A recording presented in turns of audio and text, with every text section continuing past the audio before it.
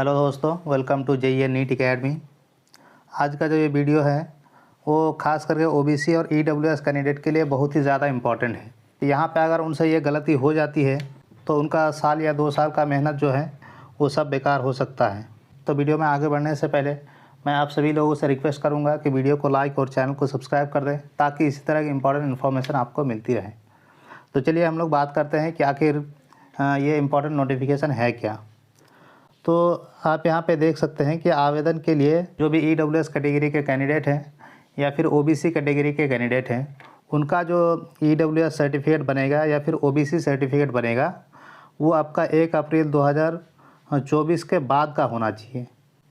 यानी 1 अप्रैल 2024 से अगर पहले का आपका है तो वो आपका कंसिडर नहीं किया जाएगा काउंसलिंग में।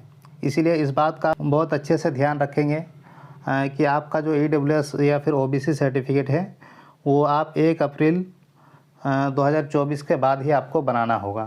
SC ST और PWD कैंडिडेट के लिए ऐसी कोई रिस्ट्रिक्शन नहीं है। उनका सर्टिफिकेट अगर 1 अप्रैल 2024 के बाद का भी है तो भी चलेगा और उससे पहले का है तो भी चलेगा। उसके लिए ऐसी कोई रिस्ट्रिक्शन नहीं है। सबसे ज़्यादा जो प्रॉब्लम आती है कैटेगरी सर्टिफिकेट को लेकर वो आती है EWS और OBC कैटेगरी के ही स्टूडेंट को आती है, क्योंकि इनके साथ बहुत ज़्यादा रिस्ट्रिक्शन होता है कि उनका जो सर्टिफिकेट है वो कहाँ से बना होना चाहिए, किस फॉर्मेट में होना चाहिए और उसकी वैलिडिटी क्या होनी चाहिए। इन सब का काफ़ी ज़्यादा महत्व होता है, क्योंकि अगर आपके पर्टिकुलर फॉर्मेट में पर्टिकुलर डेट पे अगर नहीं बनाएंगे तो आपका जो सर्टिफिकेट है वो किसी काम का नहीं रह जाएगा। इसीलिए इस चीज़ का आप लोग काफ़ी अच्छे से ध्यान रखेंगे, क्योंकि अगर आपने सर्टिफिकेट सही से नहीं बनवाया तो आपने साल 2 साल चाहे कोटा में रह के प्रिपरेशन किया हो या फिर कहीं पे भी रह के प्रिपरेशन किया हो तो उसका आपको फ़ायदा नहीं मिल पाएगा और अल्टीमेटली आपको काउंसलिंग के बाद आपको एक अच्छे कॉलेज मिल रहा होता, अगर आपका सर्टिफिकेट सही होता तो उसके बजाय आपको बहुत ही बेकार कॉलेज मिल सकता है। जो आपका एक्सपेक्टेशन था वो सिर्फ़ और सिर्फ एक सर्टिफिकेट की वजह से सारे एक्सपेक्टेशन आपका ख़राब हो सकता है। तो जो OBC और EWS के कैंडिडेट हैं उनको जो सर्टिफिकेट बनाना है वो 1 अप्रैल 2024 के बाद का बनाना है और जो आपका NTA का फॉर्मेट है वह उस फॉर्मेट में आपको बनाना पड़ेगा।